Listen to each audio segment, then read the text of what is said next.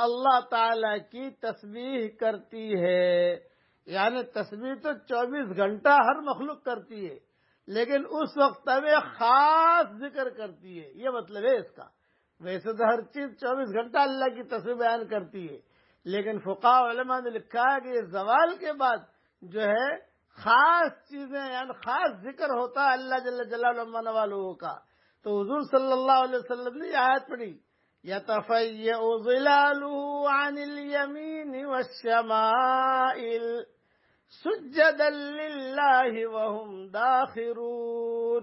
سورہ نحل کی یہ آیت ہے جس کا ترجمہ یہ ہے کہ سایہ دار چیزیں اور ان کے سائے زوال کے وقت کبھی ایک طرف کو کبھی دوسری طرف کو عاجزی کے ساتھ اللہ تعالی کو سجدہ کرتے ہوئے جھکے جاتے ہیں.